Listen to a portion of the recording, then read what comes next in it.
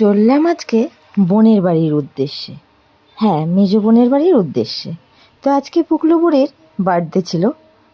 Sorry, আজকে না, 10ই জুলাই ছিল বার্থডে। তো ওর বার্থডে পালন করা হয়েছিল কিন্তু 11ই জুলাই। তো সেই হিসাবে 11ই জুলাই আমি রওনা দিয়ে দিয়েছিলাম বোনের বাড়ির উদ্দেশ্যে, আমি আর ছেলে।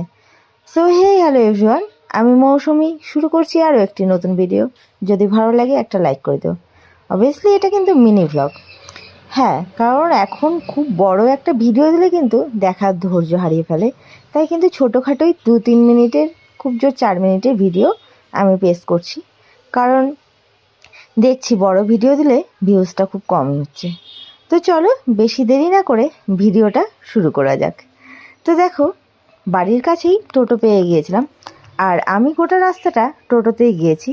লকডাউনের পরে এমন হয়েছে অবস্থা যে বাস কিন্তু ওঠাই হয় না, টোটোতেই যেতে যেতে চলে যায় সময়। তো দেখো, কথা বলতে বলতে বোনের বাড়ির রাস্তায় চলে আসছি। আর বোনের বাড়িতে যাচ্ছি, মিষ্টি না নিলে হয়, দিদির বাড়ি দিদি বলে কথা।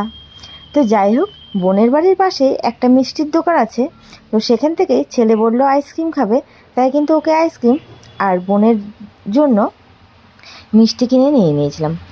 আর হ্যাঁ, পুকলু বুড়ি কিন্তু খুব খুশি, আজকে ওর জন্মদিন বলে কথা।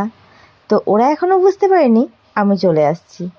তো যাই হোক, এই দোকানটাতে খুব সুন্দর সুন্দর খাবারের জিনিস পাওয়া যায়, মিষ্টিও পাওয়া যায়। তো ভাবলাম এখান থেকেই নিয়ে নিই।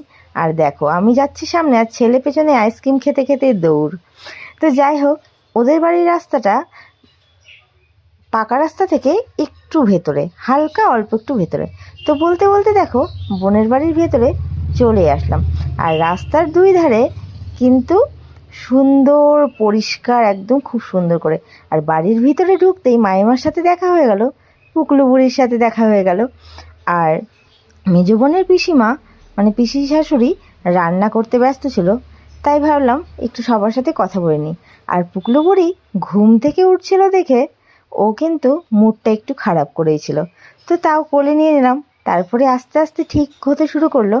আর এইদিকে দেখো, বোন কি সুন্দর করে ঘরটা গুছিয়ে নিয়েছে, খুব সুন্দর পরিপাটি করে গোছানো ওর ঘর। আর সত্যিই ও সবসময় পরিষ্কার থাকে। ওদের বাড়ির প্রতিটা লোকই আর পরিষ্কার পরিচ্ছন্ন থাকলে কিন্তু মনটাও ভালো লাগে। আর আজকে তো জন্মদিন বলে কথা, আজকে তো আরও ভালো পরিষ্কার থাকতে হবে, তাই না?